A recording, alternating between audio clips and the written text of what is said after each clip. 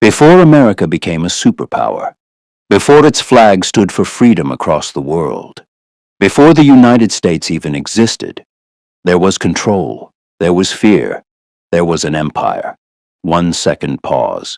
This is the story of America's first war, the war that gave birth to a nation. The 13 colonies in the 1760s. America was not a country. It was 13 colonies, ruled by Great Britain. King George III made decisions from thousands of miles away.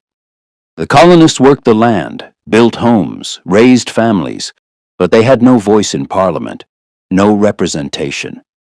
And yet, they were forced to pay. After the French and Indian War, Britain was drowning in debt, and the colonies became the solution. Taxation without representation.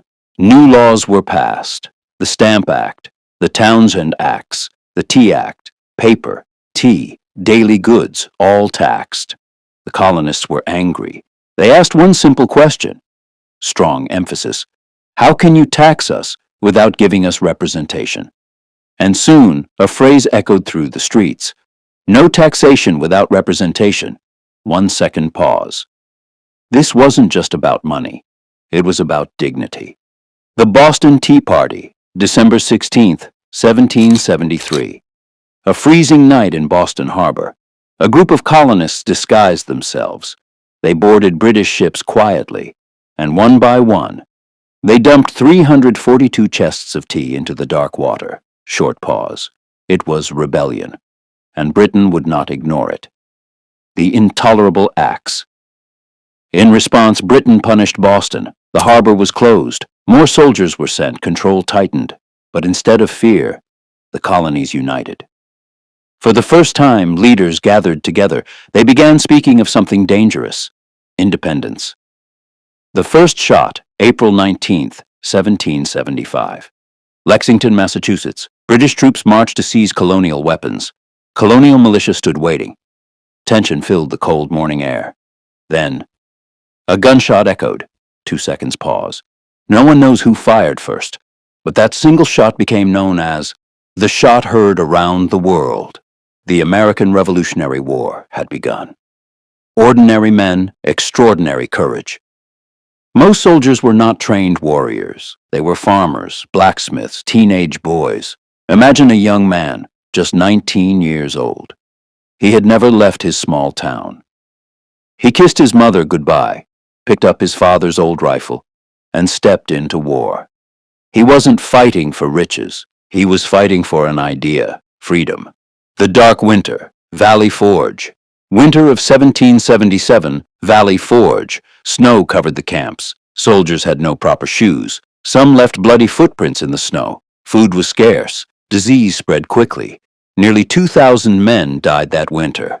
Not from bullets, but from cold, from hunger, from exhaustion. Many wanted to quit.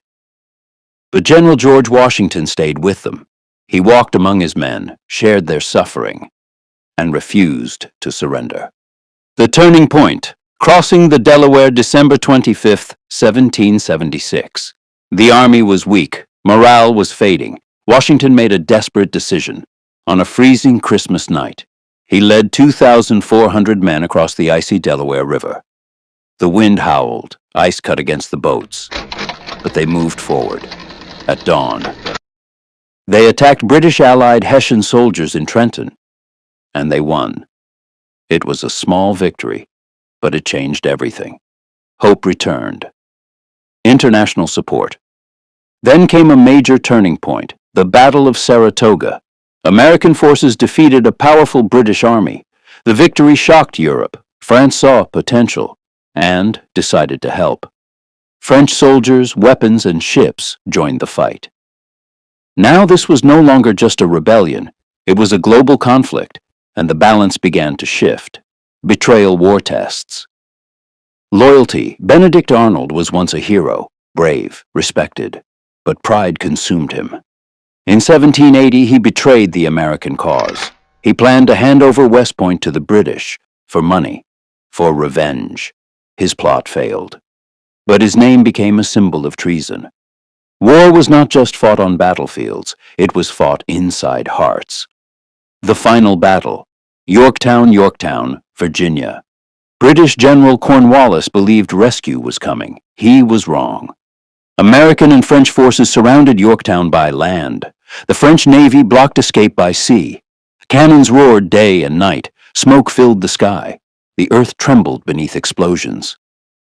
For weeks, the siege continued. Then, October 19th, 1781. White flags appeared. The British surrendered. Softly.